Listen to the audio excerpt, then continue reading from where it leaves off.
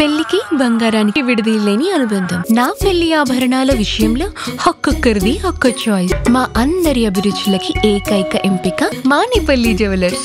శ్రీ మహాగణాధిపతయ నమః. ఐం మహాసరస్వత్యై నమః. శ్రీ లలితాంబికాదేవియే నమః. పవన్ కళ్యాణ్ గారి మీద ఈ మధ్య లోకేష్ గారు ఏదో డిప్యూటీ సీఎం కావాలి అని కొంతమంది, పవన్ కళ్యాణ్ గారి యొక్క రాజకీయ భవిష్యత్తు ఎలా ఉండబోతున్నది దీని వలన అనేటువంటిది కొంతమంది, ఇలా అనేక రకాలుగా వీళ్ళ జాతకాల యొక్క పరిస్థితి చూసినప్పుడు ఎలా ఉంటుంది అని అడగడం జరుగుతూ ఉన్నది. మనము ఏది చెప్పినా మాలాంటి వాళ్ళము ప్రామాణికము ఏమిటి అంటే వాళ్ళ యొక్క జాతకము ఎలా ఉంటుంది ఏమిటి అనేటువంటిది, గ్రహస్థితులు ఎలా ఉన్నాయి అనేది చూసే చెప్తాం ఎప్పుడూ కూడా. ఈ షష్టగ్రహ కూటమి అనేటువంటిది ఒకటి రాబోతుంది కాబట్టి ఇదొకటి పెట్టుకొని అడ్డము వాళ్ళది ఇలా ఉంటుంది వీళ్ళది అలా ఉంటుంది అనేటువంటిది కూడా కొంతమంది దీన్ని చిలవలు పలవలుగా చేయటం అనేది జరుగుతూ ఉన్నది. సరే, ఎవరి అభిప్రాయాలు వాళ్ళవి. ఇప్పుడు ఉన్నవాళ్ళు గెలిచిన వాళ్ళు ఎలా మేము దీన్ని అద్భుతముగా ఉన్న సమయాన్ని మనము దీన్ని సద్వినియోగం చేసుకొని మళ్ళీ నెక్స్ట్ రావటానికి ఏం కావాలి అనేటువంటి ఆలోచనలతో వెళ్ళే వాళ్ళు వెళుతూ ఉంటారు. అలాగే ఓడిపోయినటువంటి వాళ్ళు మళ్ళీ మేము ఎలా గెలవాలి అనేటువంటి దానికి చూస్తూ ఉంటారు. ఇది సర్వసాధారణం రాజకీయాలలో ఎప్పుడూ కూడా. దాన్ని ఎవరూ తప్పుపట్టాల్సిందేమీ లేదు. ఎందుకంటే రాజకీయాలు ఎప్పుడూ కూడా మళ్ళీ గెలవాలనే చూస్తారు. ఓడిపోయిన వాళ్ళు, ఉన్నవాళ్ళు మళ్ళీ గెలవాలనే చూస్తూ ఉంటారు. దీనికి మేము చెప్పాల్సినటువంటి అవసరం ఏమీ ఉండదు. అయితే ఇక్కడ పవన్ కళ్యాణ్ గారి యొక్క ఇది ఏమిటి, ఎలా ఉండబోతుంది, లోకేష్ గారిది ఎలా ఉండబోతుంది, చంద్రబాబు గారిది ఎలా ఉండబోతుంది అనేటువంటిది మనం ఇప్పుడు వీళ్ళు ఉన్నారు కాబట్టి కూటమి ఇదిగా. ఇక్కడ పవన్ కళ్యాణ్ గారికి నిజంగా కూడా సీఎం అయ్యేటువంటి గ్రహస్థితులు ఉన్నాయి, లేకపోలేదు.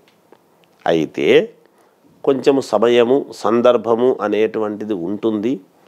ఆయనే చెప్పాడు, అనుభవము నేర్చుకోవాల్సింది ఇంకా జీవితంలో చాలా ఉంది, అంతా నాకు తెలుసు అని పరిణతి చెంది, ఎవ్వరూ కూడా పరిణతి చెందిన వాడు ఎవ్వరు అట్లా మాట్లాడరు. నాకు అంతా తెలుసు అని ఎప్పుడూ మాట్లాడరు.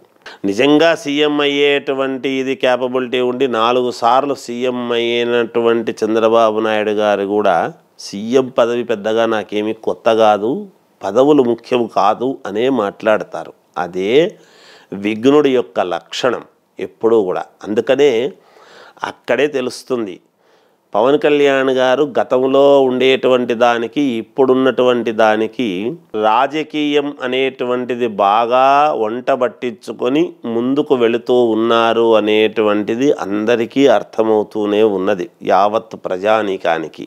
సినిమాల్లో ఉన్న పవన్ కళ్యాణ్ గారు వేరు, రాజకీయాలలో ఉండేటువంటి పవన్ కళ్యాణ్ గారు వేరు. అంటే నడిచేటువంటి నడవడికి ఆయన గుణగణాలు ఎప్పుడూ ఒకటే రకంగానే ఉన్నాయి. కానీ డ్రైవింగ్ చేసేటప్పుడు మన దృష్టి అంతా కూడా కాళ్ళ మీద, చేతుల మీద, మనస్సు రోడ్డు మీద, చుట్టుపక్కల ఏమొస్తున్నాయి అనేటువంటి దాని మీద ఎలా అయితే ఉంటుందో, ఇంట్లో భోజనం చేస్తున్నప్పుడో పడుకున్నప్పుడో సర్వము అందరి మీద ఉండదు కదా. అలా సినిమాల్లో ఉన్నప్పుడు చేసే విధానం వేరు, రాజకీయాల్లో ఉన్నప్పుడు రాజకీయాన్ని బాగా వంట పట్టించుకొని రాజకీయం నిజంగా చేస్తే ఎలా ఉంటుంది అనేటువంటి దాని మీద పవన్ కళ్యాణ్ గారు బాగా వంట పట్టించుకున్నారు కాబట్టి ఆ నడవడికలో ముందుకు వెళుతూ ఉన్నారు. పైగా ఆయనే చెప్పారు, నా అనుభవం చాలా కావాలి, ఇంకా కొంతకాలం పడుతుంది, మనం చేద్దాం అనేటువంటి దృష్టిలో ఆయన ఉన్నారు. లోకేష్ గారిది అని వచ్చేటప్పటికీ ఆయన జాతకము కూడా చాలా మహాద్భుతముగా ఉన్నది. నేను ఎలక్షన్లకు ముందే చెప్పా, నిజానికి లోకేష్ గారికి కూడా చాలా అంటే చాలా అనుకూలవంతముగా ఉంది, తప్పకుండా గెలుస్తారు ఆయన, మంచి ఇది ఉంటుంది అని చెప్పాను. ఇక చంద్రబాబు నాయుడు గారి గురించి మనం చెప్పాల్సిన పని ఏమీ లేదు. ఎందుకంటే సర్వ ప్రపంచము తెలిసిన మనిషి చంద్రబాబు నాయుడు గారు. అందువలన దీనివల్ల ఏదో ఇప్పుడు అంతా ఏదో ఇదైపోతుంది, ఏదేదో జరిగిపోతుంది అనేటువంటి భావన ఎప్పుడూ కూడా అట్లా ఉండదు.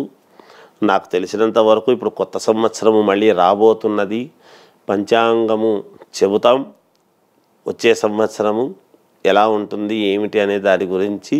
కనుక ఇప్పుడు పవన్ కళ్యాణ్ గారి ఇష్యూ కానీ మన లోకేష్ గారిది కానీ ఇవన్నీ ఏమో ఉంటాయి, దీంట్లో ఏదో జరిగిపోతుంది రాజకీయాల్లో ఏపీలో అంతా ఏదో తర్జన ఏవేవో జరుగుతున్నాయి అనేటువంటిది మాత్రం ఏది ఉండదు. ఇది పక్క వాళ్ళు కొంచెం అటు ఇటు ఏదో అది ఇది చేసేటువంటి హడావిడి తప్ప అసలైనటువంటి చోట ఏమీ ఉండదు.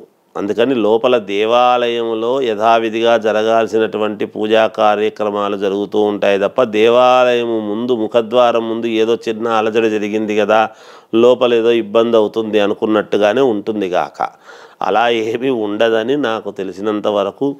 ఈ వాళ్ళ యొక్క జాతకాలు పరిపూర్ణముగా తెలుసు కాబట్టి ఎవరి లగ్నాలు ఏమిటి ఏం సంగతి అనేటువంటిది మనకు తెలుసు కాబట్టి ఎటువంటి ఇబ్బందులు లేకుండా సజావుగా నడుస్తుంది అనేటువంటిదే తెలియజేస్తూ జయోస్తు. పెళ్లికి బంగారానికి ఎన్నటికీ విడదీయలేని అనుబంధం. పెళ్ళే కాదు, మా ఇంట్లో ఏ శుభకార్యమైనా బంగారంతో మొదలవ్వాల్సిందే.